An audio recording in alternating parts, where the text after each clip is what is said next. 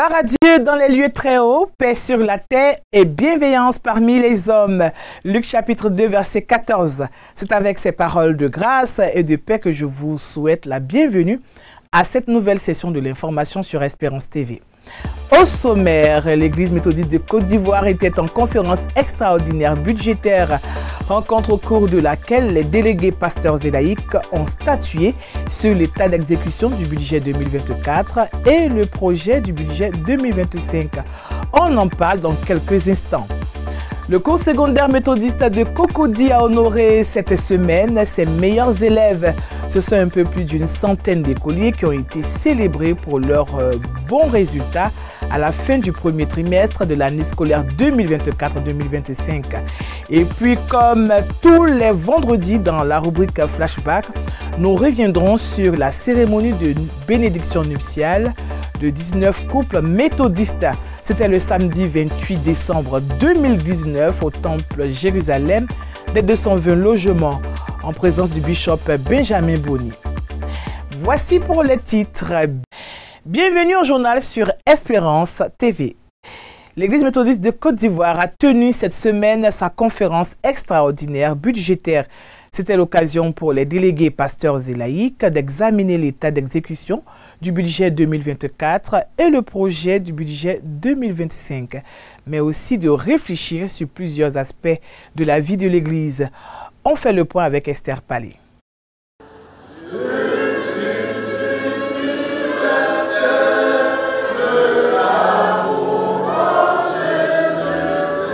Du 17 au 18 décembre 2024 s'est tenue au Temple Jubilé de Cocody la conférence extraordinaire budgétaire de l'Église méthodiste de Côte d'Ivoire. Ouverte dans la matinée du mardi par une session des surintendants sous la présidence du bishop Benjamin Boni, les assises se sont poursuivies simultanément avec les sessions pastorales et laïques dans l'après-midi. Réunis en plénière le lendemain, les délégués pasteurs et laïcs ont statué sur l'état d'exécution du budget 2024 et le projet de budget 2025 exposé par le Conseil des finances et administration de l'Église. Nous avons à ce jour du 30 novembre 2024 puis honorer tous les engagements salariaux, puis honorer les besoins des structures qui sont rattachées à la conférence. Nous amorçons le dernier mois de l'année. Nous pensons que Dieu fera encore grâce. Nous avons aussi présenté le projet de budget 2025 qui a été adopté par l'ensemble des délégués. Le budget a connu un accroissement de 10% et les structures et les districts se sont engagés encore avec l'appui du peuple pour pouvoir pourvoir encore à cet accroissement. La mission de l'Église est grande et nos besoins chaque jour s'accroissant. Il nous faut de plus en plus de revenus, il nous faut de plus en plus de ressources. La mobilisation des ressources étant importante pour le fonctionnement de l'Église, les premiers responsables des districts, institutions et structures de l'Église ont été exhortés à redoubler d'efforts sur le terrain. Les finances de l'Église se portent bien. Après le bilan partiel des finances de 2024, nous avons fait le budget de 2025 qui lui aussi est porteur d'espoir. Nous bénissons le Seigneur. Félicitations à l'Église, à tout le peuple méthodiste et qu'à Dieu seul soit la gloire. Dieu, dans sa miséricorde, est aux commandes. Et donc, les uns et les autres ont donné la contribution qu'ils peuvent. Il est vrai que ce n'est pas tout le monde qui a atteint les 100%. Et donc, nous exhortons les uns et les autres à continuer de contribuer à la vie de l'Église et pour les autres subventions également. Il faut vraiment féliciter tous les acteurs, pasteurs et laïcs qui travaillent à l'effet de permettre à notre Église d'aller de l'avant, d'avoir des moyens de son existence, les moyens de son fonctionnement et surtout prévoir des investissements à long terme qui pourront permettre à l'Église d'avoir une autonomie financière. S'agissant des textes de l'Église qui figuraient également à l'ordre du jour de cette conférence extraordinaire, le bishop Benjamin Boni a invité les délégués à demeurer dans la prière afin d'implorer la sagesse divine dans les réflexions en vue de prendre des décisions conformes à la volonté de Dieu. À ce propos, une autre conférence extraordinaire sera convoquée dans les jours à venir. Booster davantage les élèves et les encourager à être sérieux dans les études, c'est l'objectif recherché par les responsables du cours secondaire méthodiste qui, à quelques jours de la célébration de la fête de Noël, ont choisi d'honorer les meilleurs élèves pour leur performance pendant le premier trimestre de l'année académique 2024-2025. Une occasion festive appréciée par les élèves et leurs parents. Esther Palais. Jeudi 19 décembre 2024, c'est la date choisie par les responsables du cours secondaire méthodiste de Cocody pour la distinction des meilleurs élèves qui se sont illustrés après un premier trimestre de cours. Ce sont plus de 100 élèves de la 6e à la terminale qui ont été primés pour leurs excellents résultats à l'issue des 3 premiers mois de cours de l'année scolaire 2024-2025. Je suis fière de mon travail. J'étudie beaucoup et puis je prie aussi. Je vais leur dire de beaucoup étudier afin de faire comme moi. Je voudrais remercier Dieu parce que c'est par lui que j'ai pu faire ce travail-là. Avec mes propres forces, je n'aurais pas pu être là. Donc je vais lui dire merci. Et je voulais dire à mes camarades de continuer à persévérer, de travailler, de mettre Dieu au devant de toutes choses parce que c'est par lui que j'ai pu faire ça. Pour l'administration, cette cérémonie qui est également une occasion de partage en cette période de fête de fin d'année apparaît comme le temps d'un bilan partiel pour ajuster les efforts par rapport au thème de la Direction générale des écoles méthodistes, à savoir la gestion scolaire axée sur les résultats. En tant qu'école confessionnelle, il est juste de célébrer la Noël avec nos enfants, permettre aux enfants d'avoir la culture du progrès. Et à travers cette célébration, chaque enfant est boosté vers l'avant et les excellents sont félicités, célébrés. Les parents également sont félicités et célébrés. Cette cérémonie a été précédée d'un culte au cours duquel les aumôniers ont exhorté l'assistance à laisser Dieu entrer dans leur cœur en cette période de Noël. Chaque structure ou chaque strate sociale est invitée à s'ouvrir à la grâce de Dieu, ouvrir nos cœurs, ouvrir nos pensées à la paix que Dieu apporte, à la tranquillité et à la sérénité. Et c'est cela, ce message, faire bon accueil à notre Dieu qui vient pour partager notre condition humaine et nous délivrer, nous libérer du joug de l'oppression et des tribulations. Sketch, ballet et partage de vivres ont animé cette journée dans une ambiance chaleureuse, donnant ainsi le ton pour des congés de fin d'année sobres et responsables. C'est bientôt Noël et les enfants sont à l'honneur. Plusieurs activités sont initiées ça et là pour leur plus grand plaisir. Les agents de l'Université méthodiste de Côte d'Ivoire n'ont pas dérogé à la règle. Un moment de partage et de convivialité a été organisé autour d'un arbre de Noël en faveur de leurs enfants et des membres du personnel de l'Université méthodiste de Côte d'Ivoire qui, eux, ont reçu des vivres pour passer de belles fêtes de fin d'année. On retrouve Raphaël Dompé sur les images de Guy Aloka. Ce sont 95 enfants qui ont été honorés lors de l'arbre de Noël du personnel de l'Université méthodiste de Côte d'Ivoire. Une initiative portée par la mutuelle de la dite université qui a su transformer cette journée en un véritable moment de joie et de bonheur aux enfants, tout en renforçant l'esprit de solidarité. C'est la célébration de la Noël au sein de l'UMERCI avec tous nos collègues et nos enfants.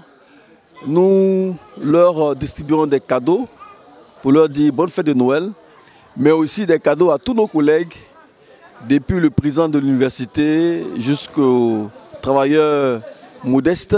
C'est un temps de célébration, de retrouvailles, de communion, de fraternité entre collègues de l'UMERCI pour célébrer notre joie d'être enfant de Dieu et travailler ensemble dans un cadre commun qui est l'UMERCI. La cérémonie, riche en activités ludiques, a été marquée par la remise des cadeaux du Père Noël. Je suis heureuse de participer à l'arbre de Noël de Umessi. Mon pépé m'a donné un gros cadeau, je suis heureuse. Un gros cadeau de la part du Père Noël. Je lui dis merci pour tout ce qu'il a fait pour moi. Un gros cadeau, je remercie. À l'issue de la cérémonie dédiée aux enfants, un autre moment fort a marqué l'événement, la remise des kits alimentaires aux agents de l'université méthodiste à l'approche des fêtes de fin d'année. Cet arbre de Noël reste dans les mémoires comme un symbole de générosité et de partage, renforçant l'esprit de communauté au sein de l'université méthodiste de Côte d'Ivoire. Un événement qui, sans aucun doute, inspire déjà l'attente de la prochaine édition. Le Conseil Église et Société du district Abidjan-Nord s'inscrit également dans ce contexte de Noël à travers le programme Samuel à l'occasion de la 2e édition de Noël chez nous. Le 14 décembre dernier, au temple John Wesley de la Riviera Palmeraie, plus de 90 enfants ont reçu beaucoup de joie. Emmanuel Abalé. Des sourires aux lèvres, des ateliers et jeux infantiles, c'est l'ambiance de ces fêtes de fin d'année, observées le samedi 14 décembre au temple John Wesley de la Riviera Palmeraie. Ce sont près de 96 enfants orphelins qui ont reçu des cadeaux de Noël à la faveur de l'activité dénommée Noël chez nous. Une joie pour ces tout petits qui en perdent même les mots pour la décrire. De recevoir aussi un cadeau, je me sens, en tout cas, je suis heureuse et je remercie en tout cas l'Éternel parce que c'est grâce à lui que nous voyons toutes ces choses en fait.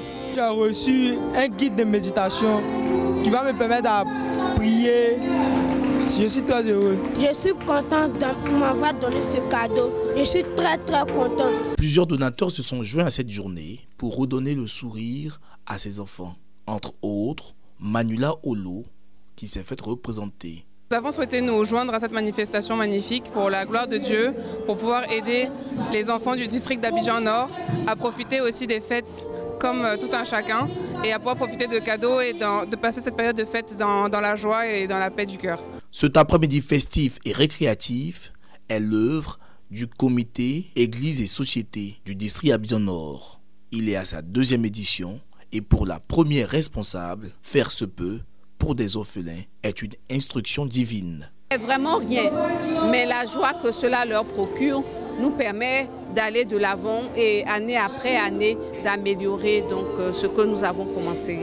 Donc que ce soit les lycéens, que ce soit les étudiants, que ce soit les enfants du primaire, du préscolaire, tout le monde est servi dans ce programme. C'est ceux-là qui reçoivent non seulement les prises en charge chaque année, donc, mais aussi les cadeaux à Noël, qu'ils soient grands, qu'ils soient petits, tout le monde a son cadeau.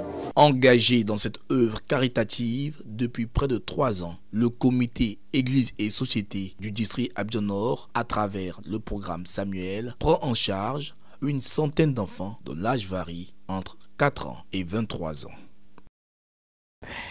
Emmener les chrétiens à finir l'année dans le recueillement et aborder l'année nouvelle avec sérénité.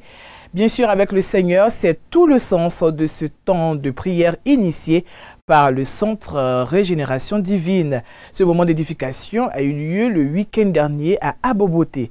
Le reportage de Zogbe Yokole.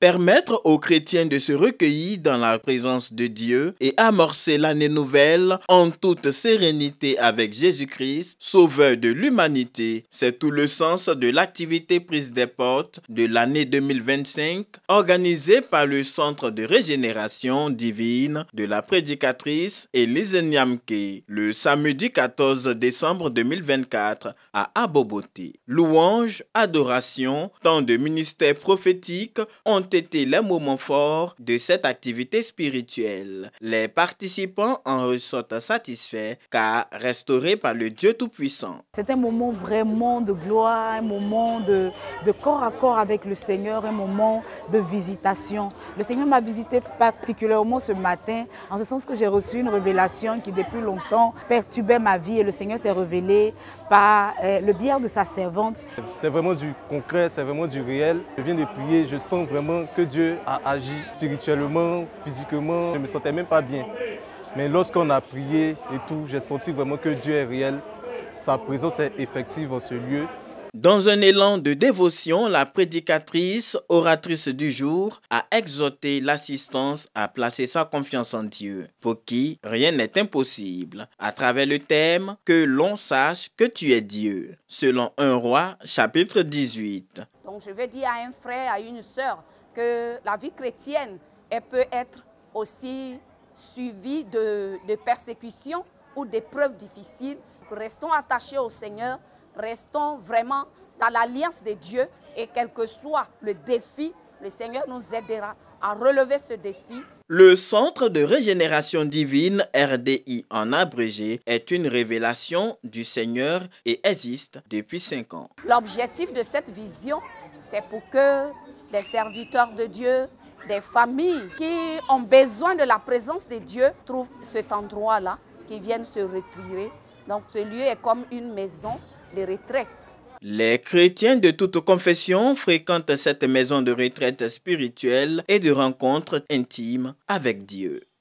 Direction dans le district de Dabou et je vous emmène à Vieille Acloge où s'est déroulé le culte de célébration des noces de perles du couple Tata et les 30 années de consécration pastorale du très révérend professeur Tata Nyagne Marcel. Une célébration qui marque 30 ans de noces conjugales mais aussi de fidélité sacerdotale au Seigneur. Le reportage est signé Aristide Esmel. 1994-2024, voilà 30 ans que le professeur titulaire Nyagne Marcel Tata et Brigitte se sont unis dans les liens sacrés du mariage. 1994 marquait également l'année de consécration pastorale de ce couple. Reconnaissant à l'Éternel, ce couple est revenu sur ses pas au temple Jéhovah-Jireh de Vieille Acloge, village du district de Dabou, cadre qui a servi pour la célébration des noces de perles, un amour unique, mais aussi 3 décennies d'onction de pasteur. Après le mariage civil, le 27 août 1988, et la bénédiction nuptiale, ici, le 27 février 1994. C'est le surintendant Abouya qui a été mon seul surintendant dans ma vie de pasteur. Et tout ce que je peux dire par rapport à notre couple comme secret, c'est que personne ne veut le mal de l'autre. C'est le couple idéal.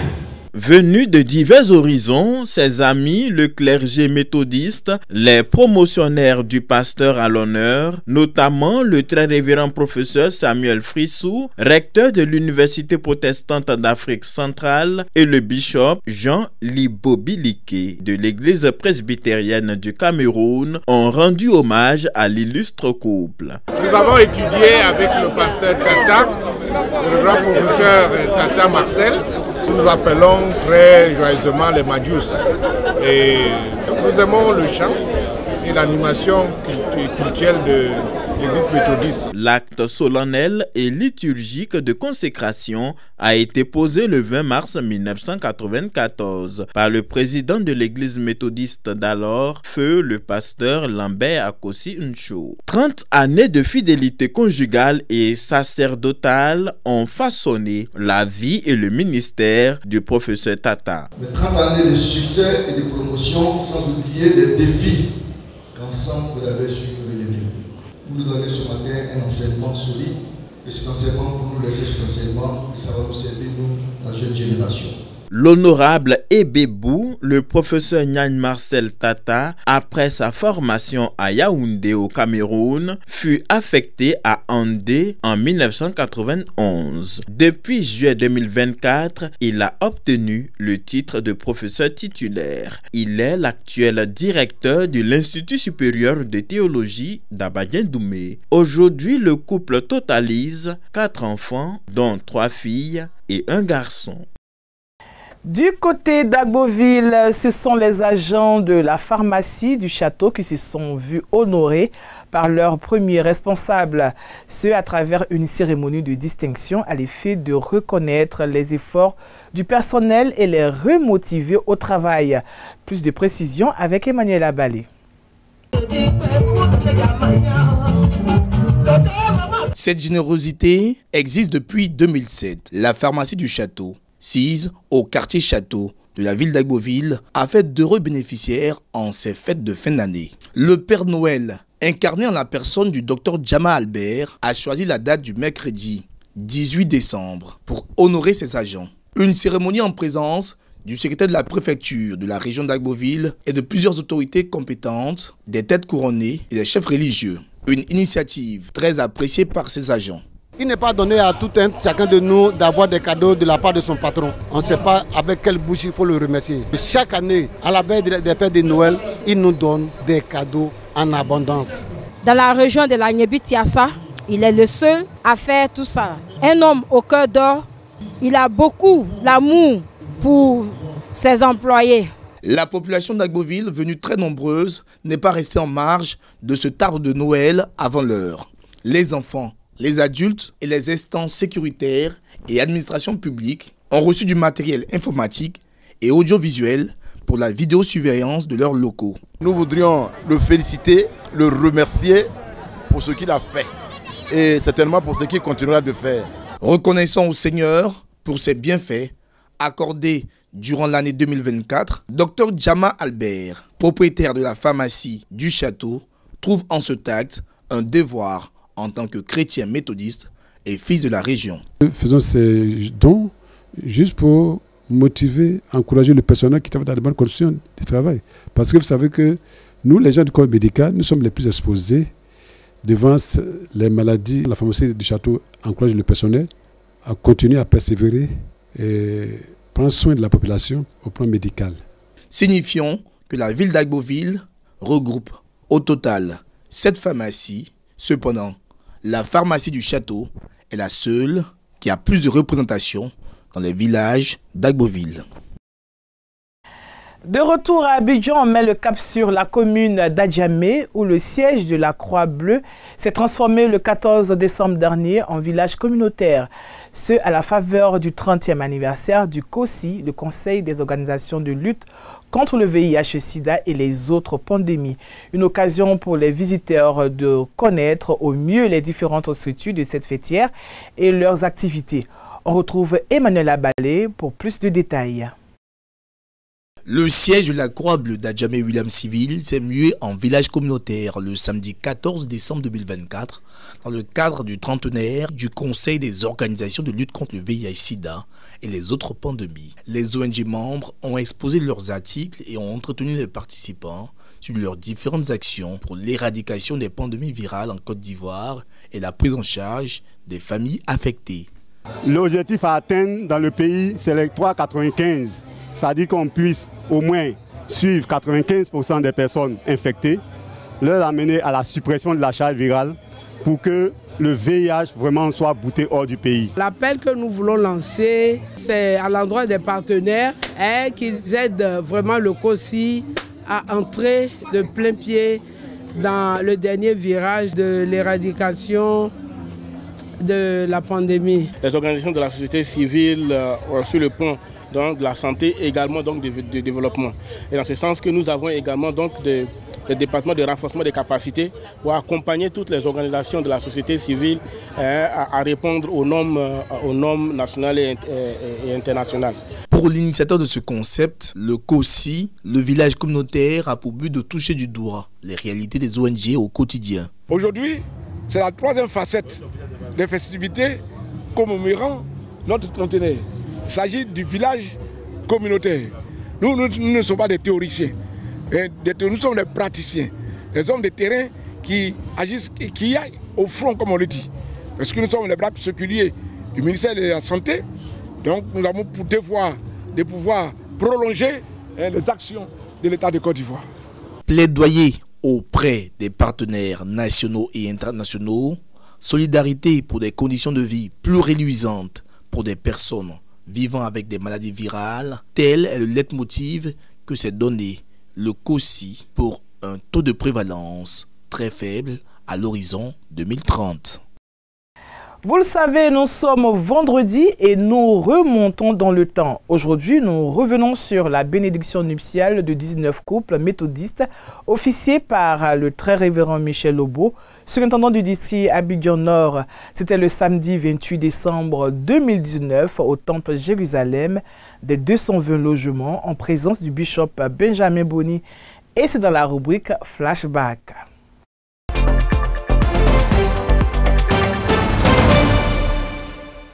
Dans le plan de Dieu pour la famille, le Seigneur recommande à l'homme et à la femme qui vivent ensemble d'avoir pour socle Jésus-Christ de Nazareth. C'est sur la base de cette parole que 19 couples de l'Église méthodiste unie, Temple Jérusalem des 220 logements d'Agamé, se sont unis dans les liens sacrés et indissolubles du mariage.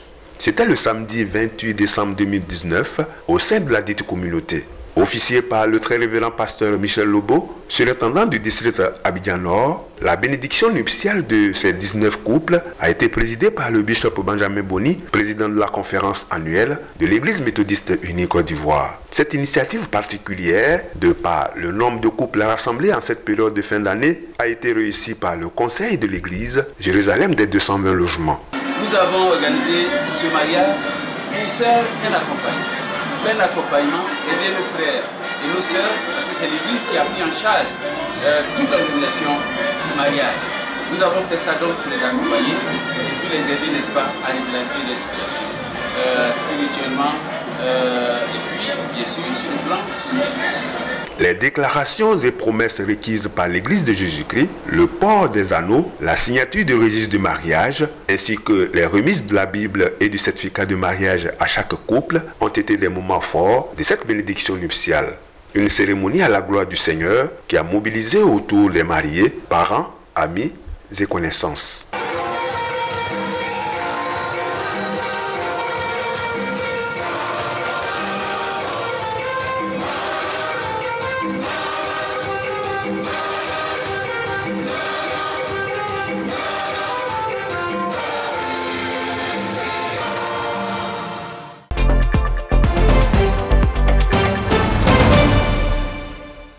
Heureuse vie à tous ces couples dans l'amour et la paix du Seigneur. C'est ici la fin de cette édition. Merci à vous de nous avoir suivis. Excellente suite de programmes sur Espérance TV. Demeurez bénis et agréable week-end à tous.